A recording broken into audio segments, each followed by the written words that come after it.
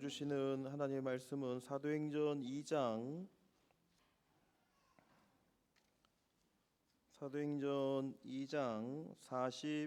42절에서 47절 말씀까지 말씀을 보도록 하겠습니다. 사도행전 2장 42절부터 47절 말씀까지 우리 찾으셨으면 한 절씩 교독하겠습니다. 그들이 사도의 가르침을 받아 서로 교제하고 떡을 떼며 오로지 기도하기를 힘쓰니라.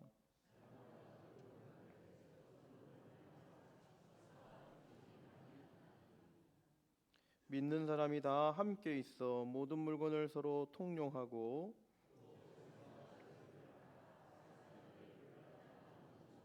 날마다 마음을 같이하여 성전에 모이기를 힘쓰고 집에서 떡을 떼며 기쁨과 순전한 마음으로 음식을 먹고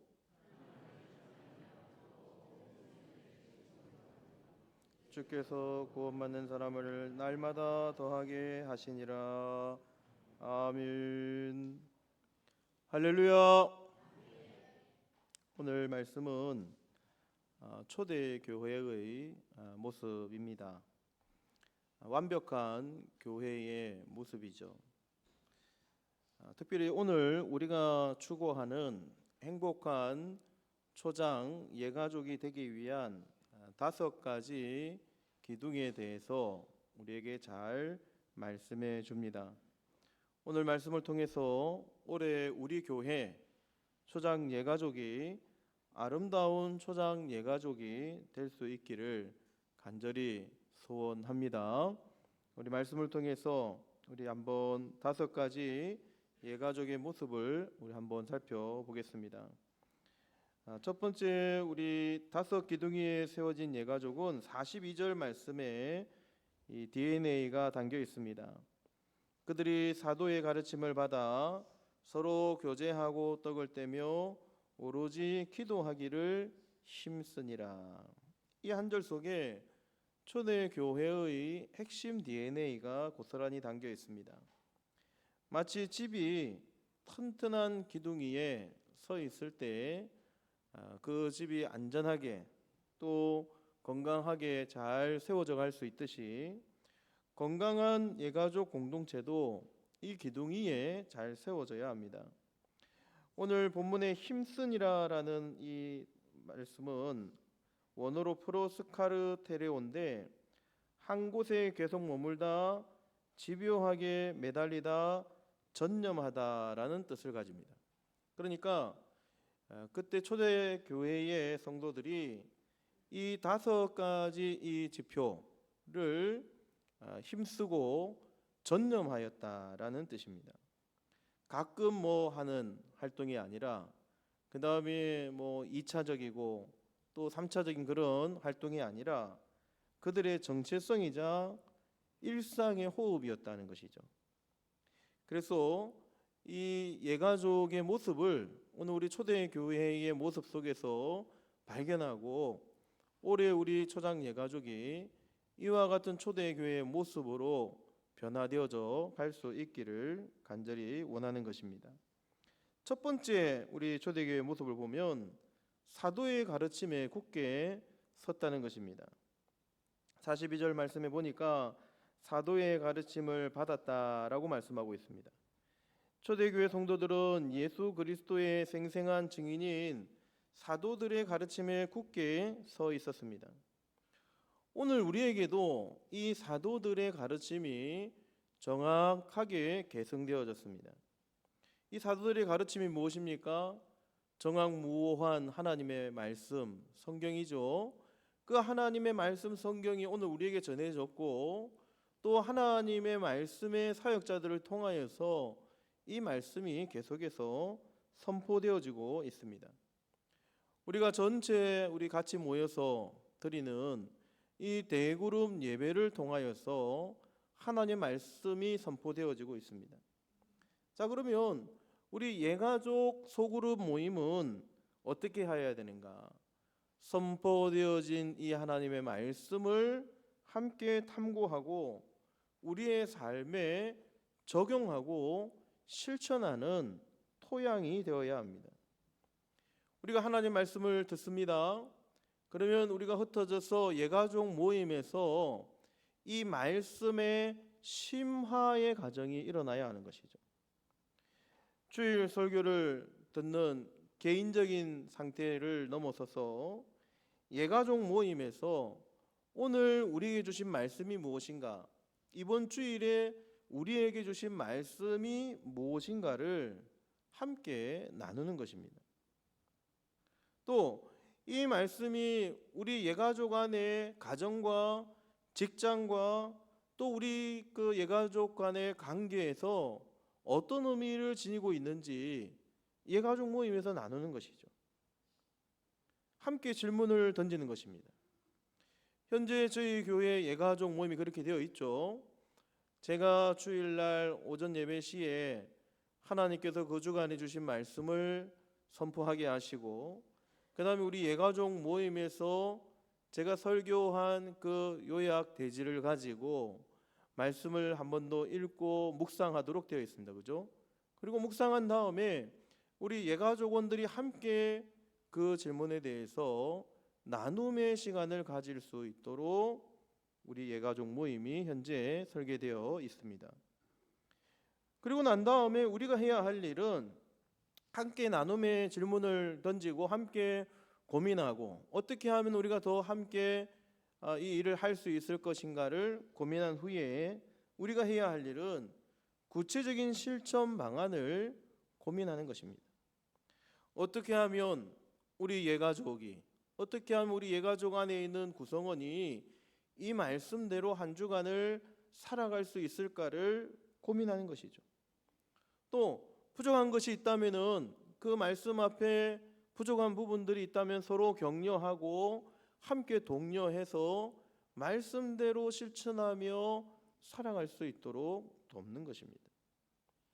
그래서 여러분, 예가족 모임은 추상적인 모임이 아니죠. 이름만 있는 예가족이 되어서는 안 됩니다.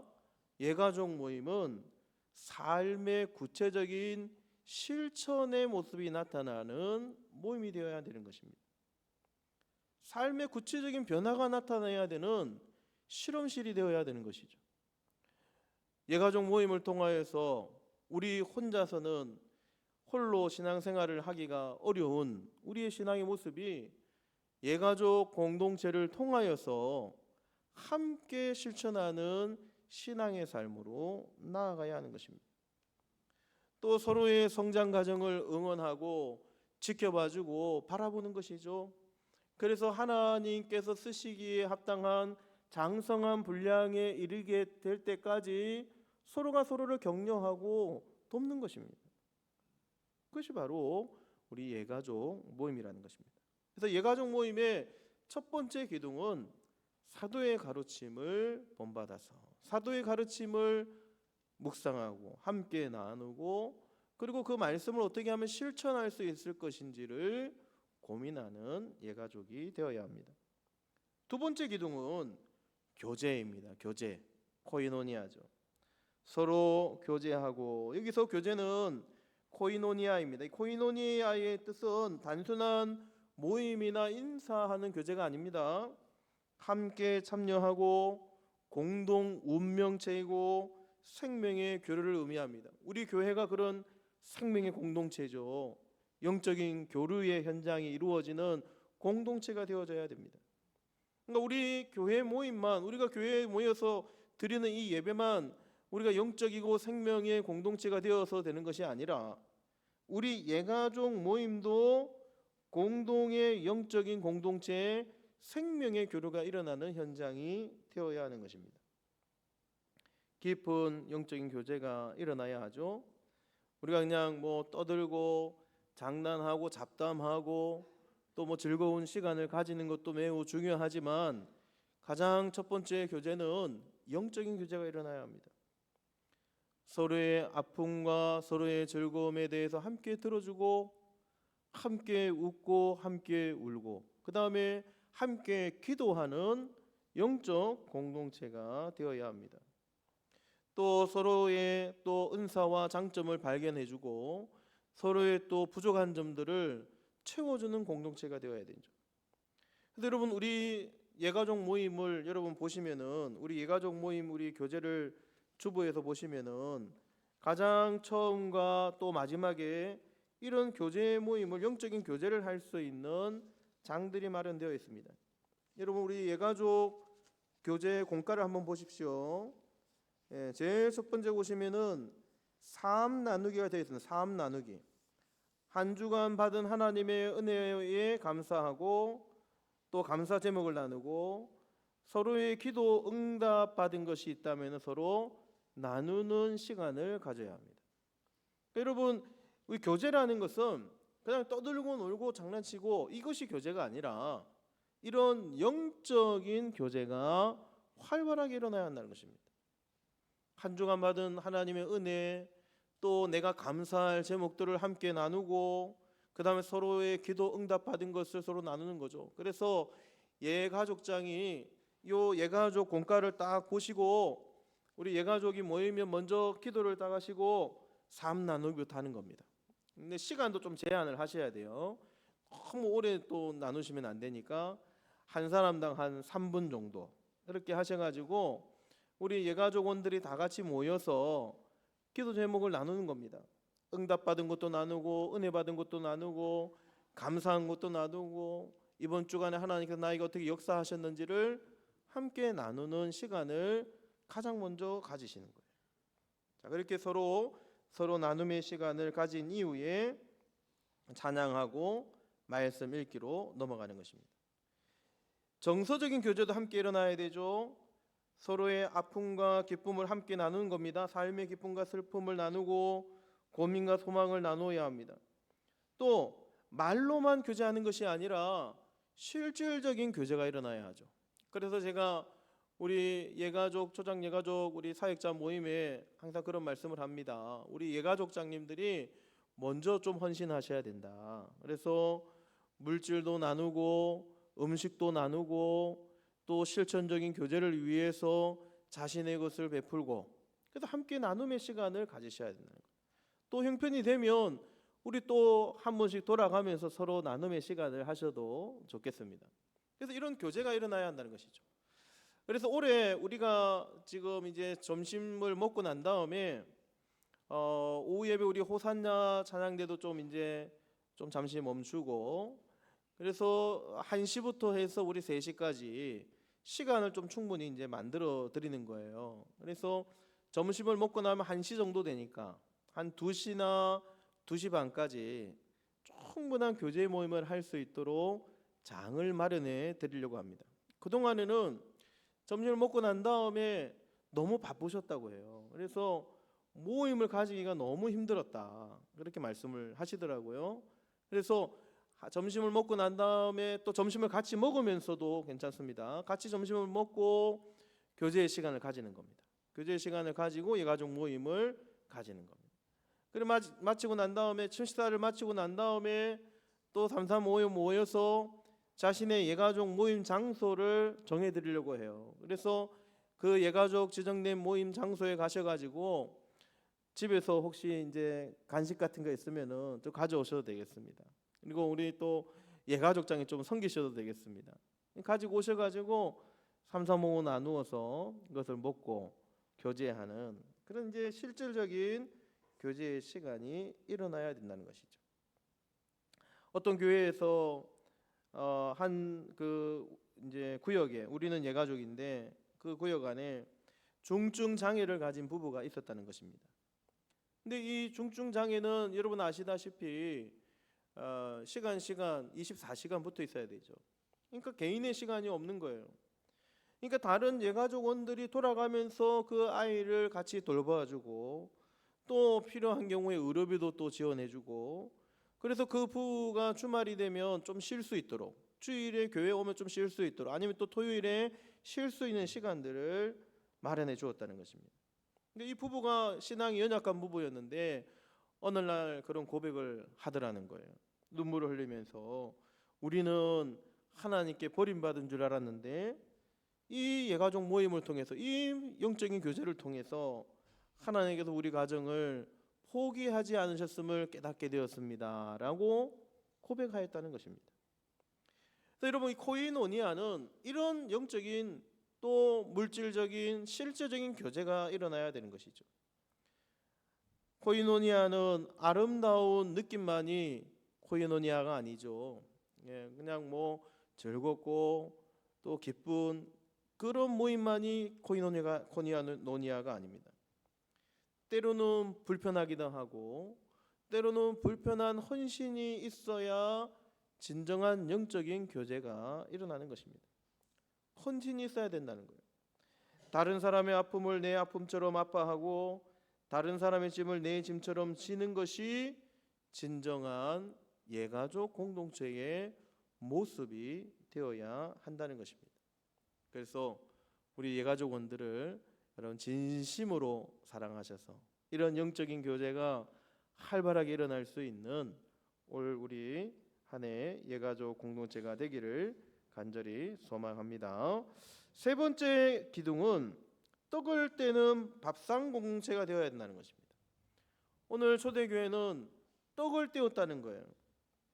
여러분, 이 표현은 가장 먼저 성찬 예식을 가리킵니다. 당시에는 성찬 예식이 지금은 우리가 교회에서 1년에 2번씩 그렇게 이제 시간을 가지기도 합니다. 근데 더 많이 하는 교회도 있어요. 어떤 교회는 한 달에 한 번 가지기도 하고 어떤 교회는 매주마다 가지기도 합니다. 이제 교회에서 이제 당에서 정하기 나름인데 이제 이런 성찬 예식을 먼저 가르쳐요.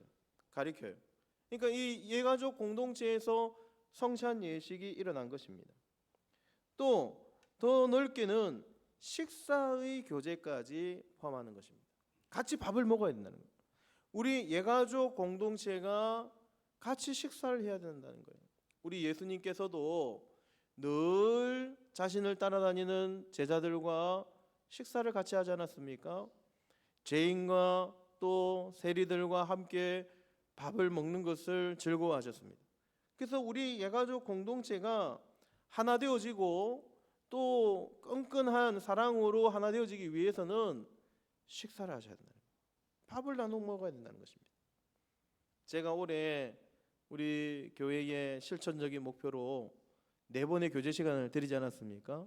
그래서 한 달에 4분에게 뭐 하라고요? 밥을 사라 그랬지 않습니까? 그러니까 4분에게 밥 사려면 우리 예가족 원들에게 한 번 밥 사면 됩니다. 그러면 4명 이상이 밥 사는 거니까. 그래서 이런 식사 공동체가 되어야 된다. 그래서 이 초대 교회는 항상 떡을 떼었다는 거예요. 항상 식사의 공동체가 되었다는 것입니다. 그래서 이 예가족 교회 모임의 식탁의 의미는 어떤 의미가 있냐면 성찬의 연장선상이 되는 것입니다.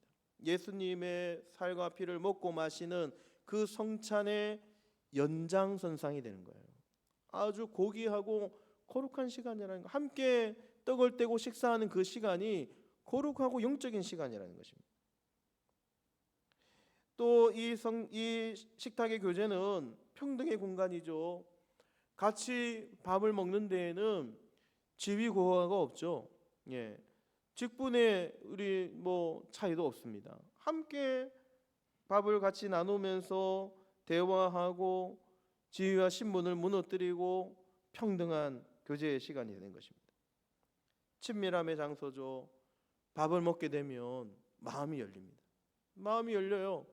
그래서 여러분 나중에 이제 말씀드리겠지만은 우리가 전도하고자 하는 그런 예가족에서 전도하고자 하는 그런 인원이 있다면 이 식사 공동체로 초청을 하는 것입니다. 밥을 먹고 나면 마음이 열려요.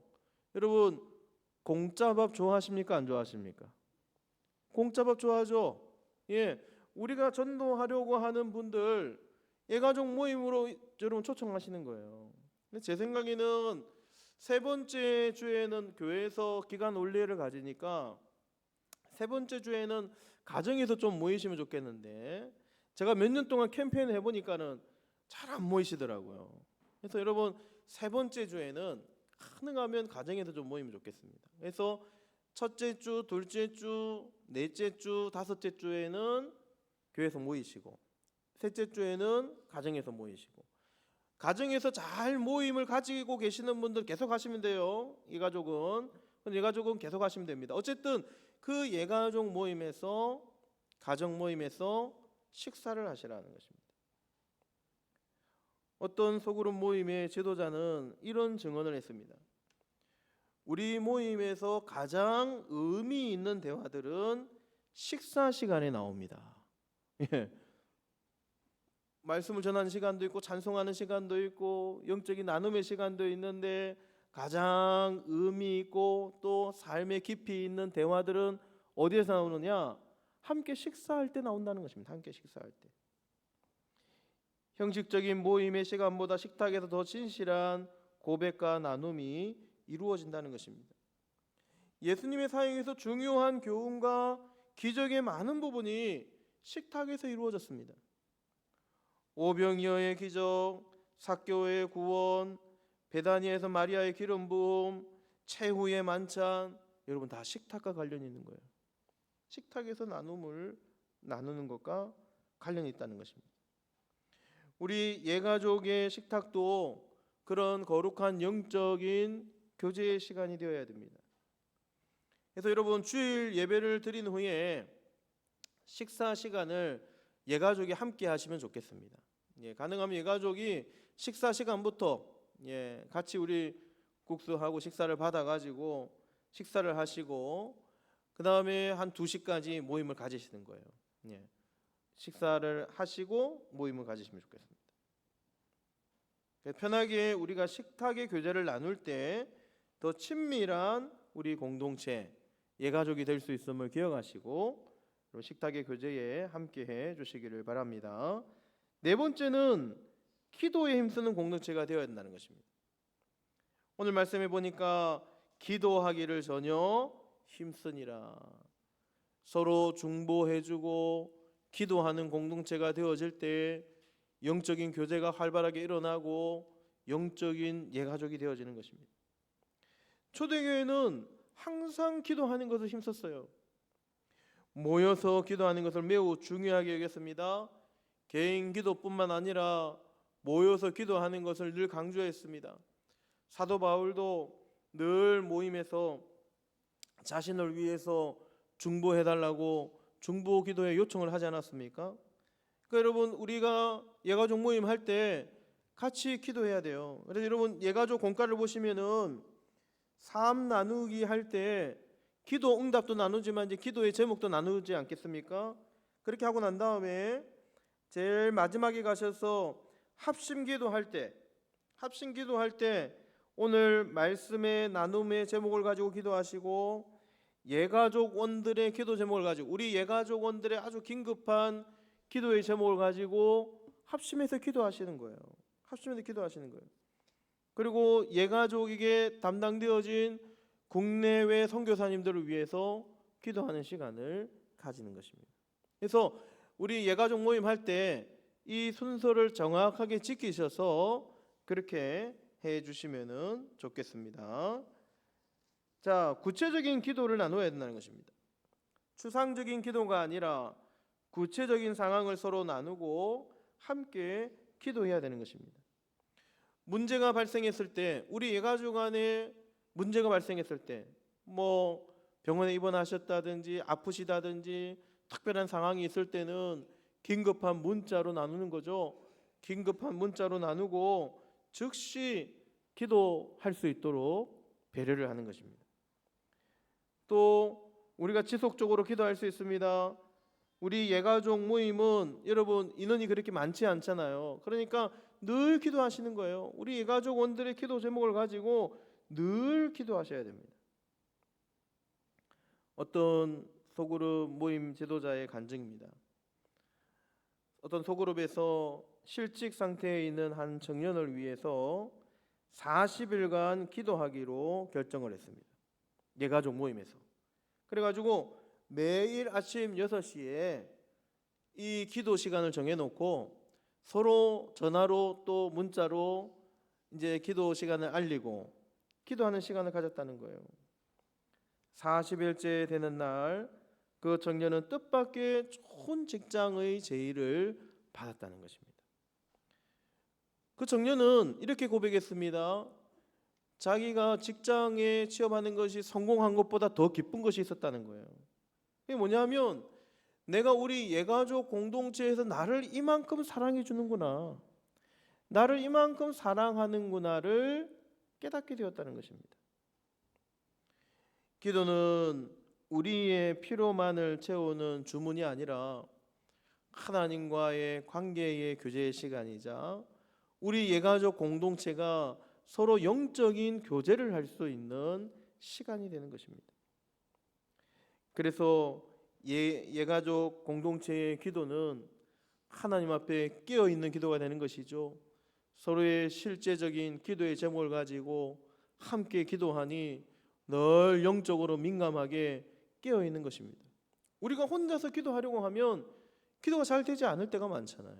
그래서 우리 예가족원들이 함께 기도 제목을 나누어서 그 기도 제목을 여러분 뭐 노트에 쓰시든지 아니면 수첩에 쓰시든지 아니면은 저처럼 저는 이제 26년 우리 성도님들 기도 제목을 다 적어가지고 코팅을 해가지고 가지고 다니거든요. 근데 여러분 그렇게 하셔서 우리 예가족원들이 가지고 다니시든지, 그래서 그 기도 제목을 가지고 함께 기도할 때 하나님 놀라운 응답이 우리 예가족 안에 이루어지는 것을 경험하시는 복된 우리 예가족이 되시기를 간절히 소망합니다. 마지막 5번째는 예가족 모임의 목표가 있어야 된다는 것입니다. 목표가 뭐냐 하면 영혼을 구원하여 제자 삼는 예가족이 되어야 합니다. 우리는 그저 교제 모임이 아니죠. 우리는 그저 교제하기 위해서 모이는 시간이 아닙니다. 모임의 목적이 있다는 것입니다. 오늘 47절 말씀해 보니까 주께서 구원받는 사람을 날마다 더하게 하시니라. 서로 떡을 떼고 친밀한 교제를 나누고 함께 기도하고 식탁의 공동체, 또 함께 기도하는 공동체가 된 그 목표는 뭐냐? 우리 예가족 모임을 통해서 영적인 재생산이 일어나야 한다는 것입니다. 영적인 구원의 현장이 되어져야 한다는 거예요. 단 한 명이라도 우리 예가족 모임을 통하여서 구원받은 사람이 있느냐? 우리 예가족이 함께 힘을 합쳐서 전도하여서 한 명의 사람을 전도하는 공동체가 될 수 있느냐? 그것이 예가족 모임의 중요한 목표가 되어야 한다는 것입니다. 그래서 여러분 올해 새롭게 바뀐 우리 예가족 공과에 보면은 제일 마지막에 나눔의 질문 다음에 영혼 구원이라는 새로운 섹션을 하나 넣었습니다. 이게 뭐냐면은 우리 예가족에서 우리 전도 대상자를 위해서 기도하시는 거예요. 우리 예가족 목표가 있어야 되는 거예요. 우리 예가족에서 올해 몇 명을 전도할까?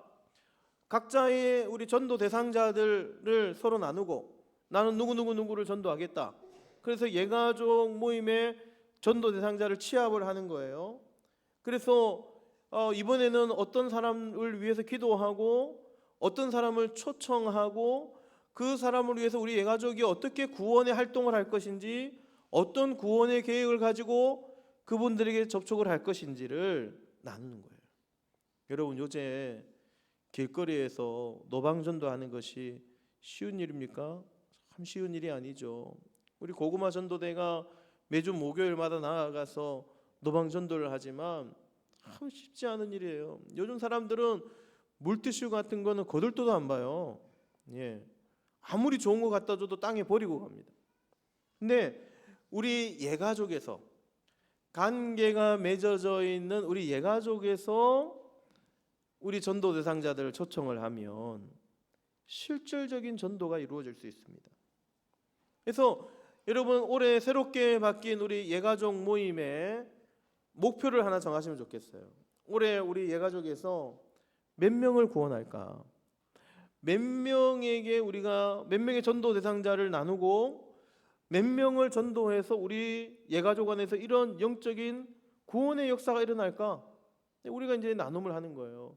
그다음 우리 예가족 안에 보면 믿음이 연약하여서 낙심한 분들도 계시고 또 이제 신앙생활 하신 분들이 또 계실 수도 있습니다.